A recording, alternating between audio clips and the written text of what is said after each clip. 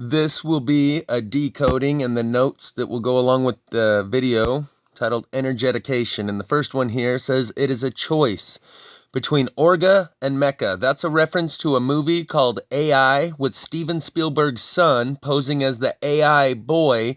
And in school, all the organic kids would tease him because he's a synthetic robot kid. And they would say, Orga good, Mecha bad. We're Orga, you're Mecha. And he'd be like, no, like Pinocchio, like, no, I'm a real boy. No, you're not. We're Orga, we're awesome. You're Mecha, you suck. That it is a choice between Orga and Mecha, or the technological singularity, and the organic singularity, or spiritual singularity. This is a piece of the video, Energetication, that James throws in that shows I'm not wrong when I'm making this assumption about the implications he's making and extrapolating them out to be the choice between the technological singularity or the spiritual singularity, aka transhumanism. The machine can never understand humanity. The machine can only count our number and adjust its dosage. The only thing keeping you alive is death. The machine will never conquer our power of our mortality. This is proof that I'm not wrong, or that I'm very close when I say that this is what he's referencing about Isis and Osiris, and Isis making a synthetic, mechanically devised device to replace Osiris when it came to her reproduction. And she had Horus as an immaculate conception after she created a artificial phallus to replace that of Osiris. Horus matches all the profile of Jesus. 12 disciples, walked on water, light of the world, healed the sick and the blind, died, was resurrected 3 days later, died on the cross, born December 25th, etc. This is not unimportant mystery school nonsense. This is what's applying to our real life these days, and James is giving us a pretty good way to apply these mysteries to our real world experience. So, without further ado, these are the notes for the video called Energetication, the choices between Orga and Mecha. We already went over that.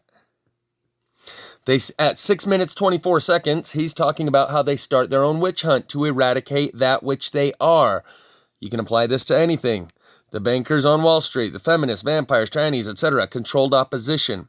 At 15:03, he's talking about how beliefs have their own gravity, and the spin in the orbit of his beliefs is what attracts you to him, and that emotion, he eventually talks about how emotion magnetizes the iron in your blood. And this is how those energy vampires work on you in the real world. He's taken some of these airy-fairy nonsense ideas, giving you the real electromagnetic mechanics of how this works. And so at 15:03, when he's talking about the spin and the orbital properties of the gravity of the belief that attracts others to orbit around, my interpretation of that was Bill O'Reilly claims to have the no spin zone, as if he has no belief that enters into his presentation and gives it gravity to pull one way or another. And that is why we call it spin, by putting spin on a story. And he claims that he does not put a spin on it, and it gives it gravity to pull you in one direction with his own belief, and that he keeps his own belief out of it. And therefore, he is neither positive, the story he delivers is neither positively nor negatively charged, but neutral in the no spin zone, with no gravity to pull you or push you in one direction or another, of his belief injected into the commentary of his coverage of the story. And he is completely neutral, which is a lie. Everyone puts their own spin on everything to whatever extent they have belief on that subject and infect you with it. If we learn in the spiritual singularity that all we need to live is witness, not food, but witness, and in the exchange of witness, that is the life force energy, that is all you need to live, we begin to engage in the love economy, where you contribute as much as possible and take as little as possible in each transaction. We will thrive. I've explained this before, how capitalism is the exact opposite. You give as little as possible, you take as much as possible, and the difference between the two is your profit margin, and you're always encouraged to ever increase that profit margin and give even less and take even more in each transaction. This becomes a resonance economy where there is a synergy between the input of all parties that creates an output that is greater than the sum of its parts. At 23 minutes 1 second, James looked to the side of the screen and said, as if in response to a comment that he saw in the chat, that someone said, "I sent you a text." He responded to a straw man that he created with the statement, "I can't read the text right now. I'm talking to the people in chat," which gave the people in the chat his full undivided attention and witness, and changed their vibratory resonant frequency at that point because he was dedicated to the people in chat and didn't have time for whoever was texting on the phone. And suddenly the people in chat who are giving him their witness feel like he is giving his witness to them and giving them his undivided attention as well. And in the synergy of this mutual exchange, the result is greater than the sum of its parts that went into it. And there is an overall net surplus, which is free energy. And it is love that powers the world. And if we discover, like the technological singularity we think we're getting sucked into, that there is a real spiritual singularity, and emotion magnetizes the blood, and we are gravitated towards other peoples through this belief system, and that there are emotional spiritual vampires within the spiritual singularity, those are going to be easily identifiable and not welcome. Within that economy, and I have been practicing giving as much as possible and taking as little as possible while here in the capitalist system, where the exact opposite is what is promoted and rewarded, and I suggest you start practicing that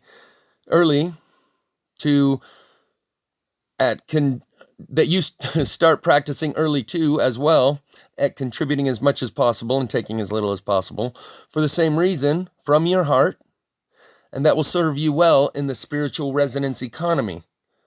And there is a truth right there. My dispatcher can tell you I give as much as possible, and the accountant at the company can tell you I take as little as possible because I make out my bills at the end of every week and they never get back to me with a, "Hey, you overcharged us here or there," because I undercharge them about 15, 20 hours a week. And they know it. That's why I get the nickname Discount Jeff from one of the other douchebags. By the way, I'm going to show you how I take it to them and I give my witness to them and take them to the mat here in just a minute, including a video from a year and a half ago that I called "Dispelling the Spell of Spiritual Parasites and Wizards" regarding the boss that I've been working with for that long. And after having only been at this job 5 weeks, I made a video about him and the spiritual parasites that he's infected with, and that really applies to everyone now. So that's really going to be probably the main centerpiece of this video that would be most applicable to your daily life. And recognizing so many people are infected with these spiritual parasites, they are harboring anger, frustration, and resentment from all angles and then transferring it onto anyone they can. So when they attack you, recognize they're infected. Don't let them infect you. Onward. When I told you recently about the plasma wood having great value no matter what economy rises, and we would create a whole new economy based on plasma wood alone, and therefore a truth, you better believe it.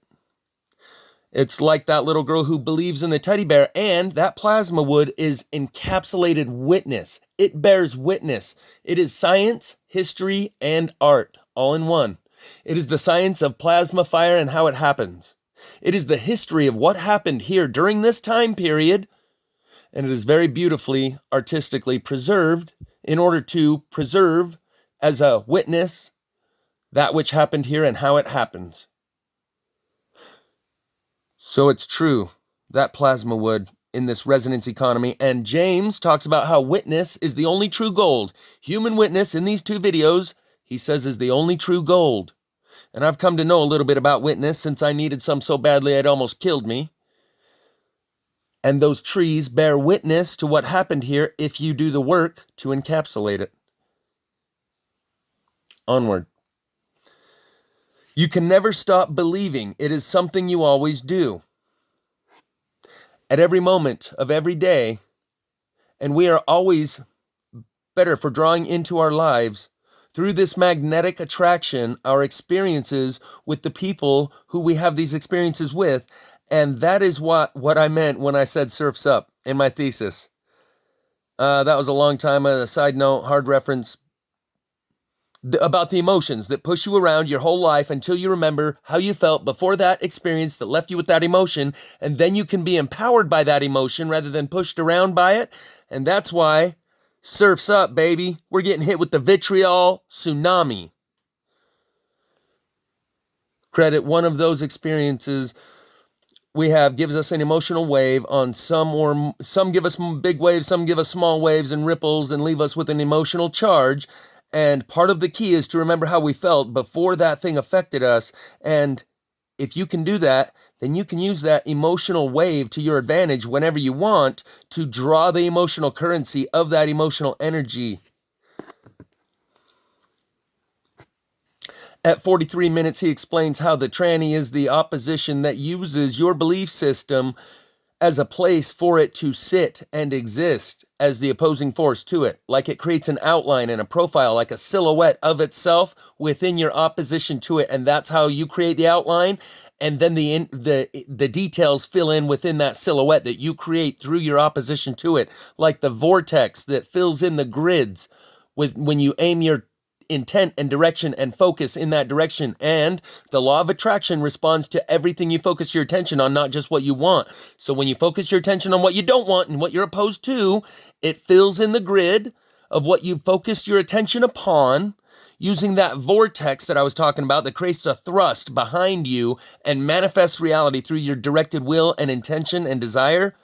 And when you focus that will, intention, and desire in the direction of something you're opposed to, you create the silhouette and the outline of that thing. And then the law of attraction fills in the details in the middle. At 43 minutes, he explains how the tranny is the opposition that uses your belief system as a place for it to sit and exist as the opposing force to it. That means you are creating your own reality, and by your opposition to these satanic pedophile rings and etc., you are creating them by setting up your belief in the shape around them.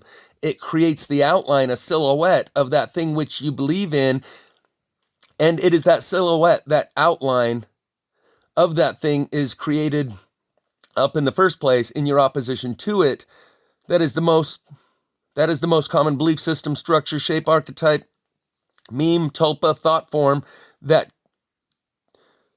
takes on its own life force and create physical reality to accommodate it. That means the most common thing that we believe is what we're opposed to. Without being anti-Trump, the Democrats have nothing that they are for. They only have a bunch of list of things that they are against. And that's why it is the most common thing that creates our reality.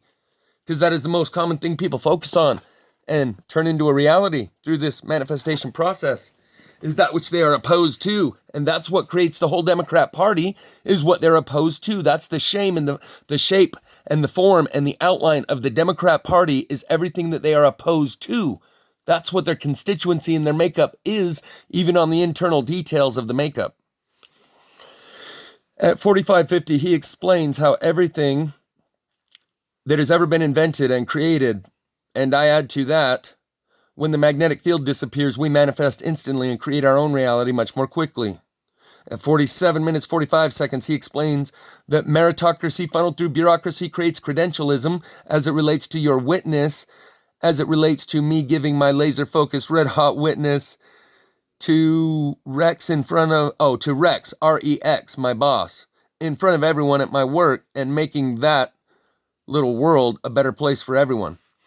He explains something I've repeated at least 10, 20 times. Meritocracy funneled through bureaucracy creates credentialism, and he puts it in the terms of people say, like, who are you to analyze? Like I do at work. Like Tupac said, yeah, I'm asking as if I'm qualified to analyze. I see that look in your eyes when you roll by. Anyway, at 58:20, he describes Shayna trying to get on the cover of Vogue magazine. Shayna is my little sister, probably 25, maybe 27 or 28 now. And she's got some sort of headshot that she went and took at a glamour photo place that she's trying to get on the cover of Vogue magazine. And for her, that will be success in life. That's what James is describing at 58 minutes, 20 seconds, is the archetype and the behavioral profile of my little sister Shayna trying to get her face on the cover of Vogue magazine. At 59 minutes, 40 seconds, he talks about the electrical immunity of your electrical field system is what is being given through this fear inoculum. Which, there's my video. My blessing, my gift to you is a fear inoculum. Bless this immunity. That's one of the lyrics from Tool's song called Fear Inoculum. And what is it doing? Strengthening your electrical immunity field, giving you a little dose of the fear so that A, your heart won't fail you for fear, and B, this whole COVID program has pushed our fear threat response button so many times, many people are figuring out how the trick works, and that is what is used to control and manipulate us.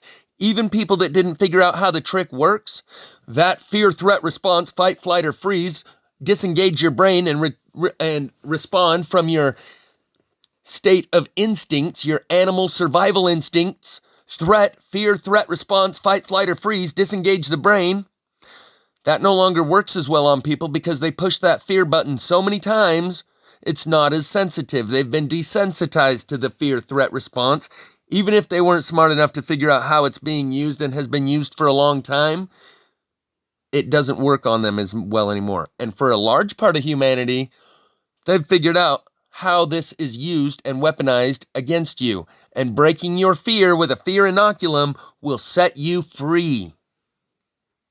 Since I've been talking about it, these texts are going to relate to a link that I will put in the description from a video that I made only 5 weeks after I started this job, describing the spiritual parasites that my boss has. His name is Rex.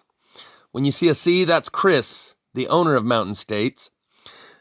And on the 24th, I believe, when we open up this text, it'll show you the date. I sent a text to 4 people. The owner, Rex, the guy with the spiritual parasites that made me go without air conditioning all year last year, my dispatcher, and Rex's wife, who is, she works in the office. Here it says, Kent says that he replaced the Freon a couple weeks ago in the cab air conditioner, but neither of them work, and I feel that it is a safety issue because I cannot sleep at 115 degrees or 111 degrees. See, I'll view it all here in just a second. Or 111 degrees. These are the temperatures of the readings I sent last year via text message when requesting the repairs, but we were unable to get them in working order last year. I think maybe we should reprioritize it as a safety issue, not a comfort or convenience issue this year. That's referencing the fact that Rex left me hanging all year last year, and I'm supposed to sleep in Arizona heat during the day after I drove all night, and it's a safety issue. D-bag. And so,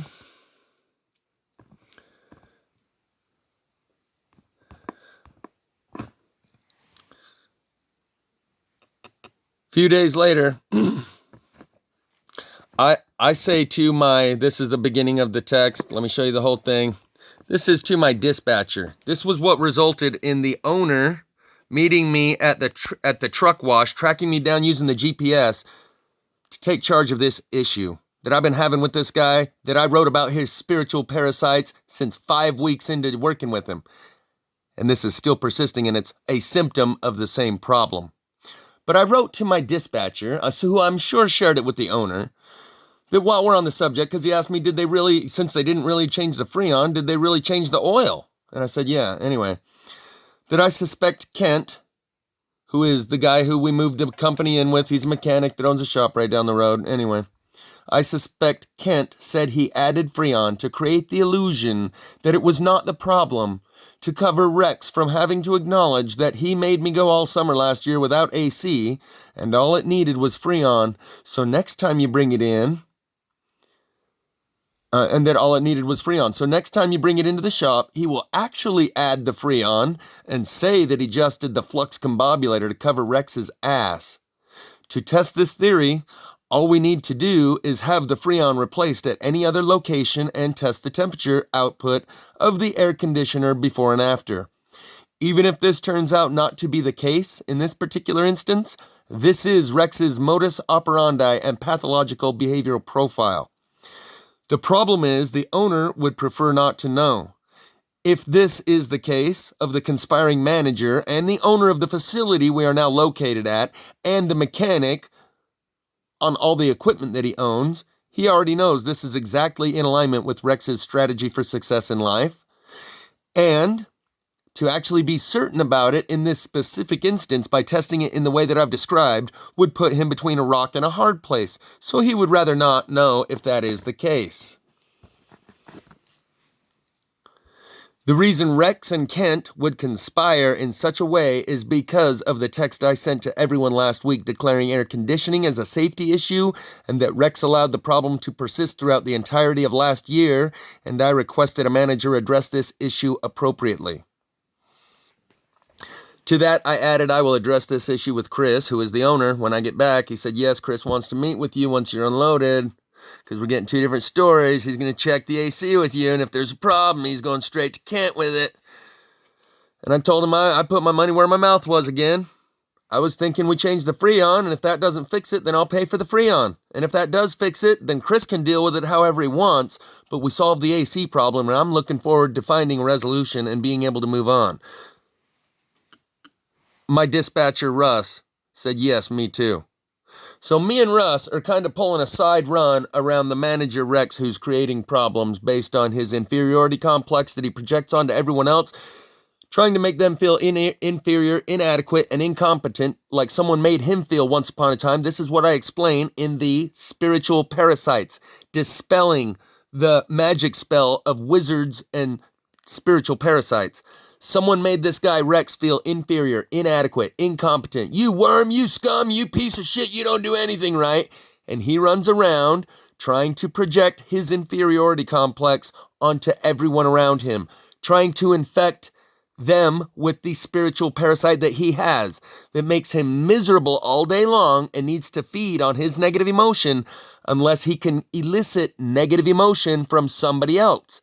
Then the spiritual parasite that is on his back gets to feed on someone else's negative emotion, and it leaves Rex alone for a little while until it needs to feed again, and it sends Rex out on a hunt to try and elicit negative emotion from someone else, because until he does, it's going to sit there and gnaw at him and tell him, you're the dumb fuck, you piece of worthless scumbag, impotent, inferior, incompetent, inadequate.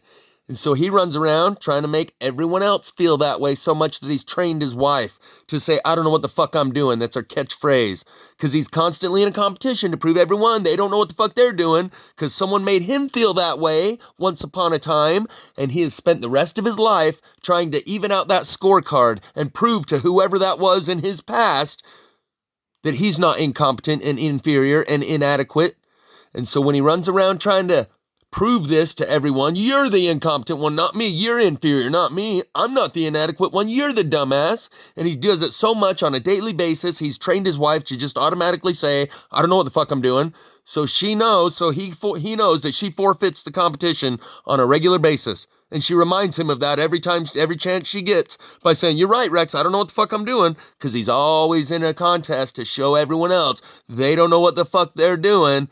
In order to make him feel a little bit better, he has to blow on someone else's candle to make his feel like it glows a little bit brighter. And it's the only way he gets any feeling of satisfaction or relief from the parasite, the spiritual parasite that he got infected with by someone who made him feel inferior, incompetent, and inadequate. And he runs around all day trying to feed that spiritual parasite. And if you're not careful, it latches onto you, puts a tentacle into you, and you take it with you and you harbor that emotion and you transfer it onto somebody else the same way he is. And this is the hell contagion that spreads, and it's going wild and rampant right now. So I would suggest you watch the video linked in the description titled How to Dispel the Magic Spells of Wizards and Spiritual Parasites or something to that effect.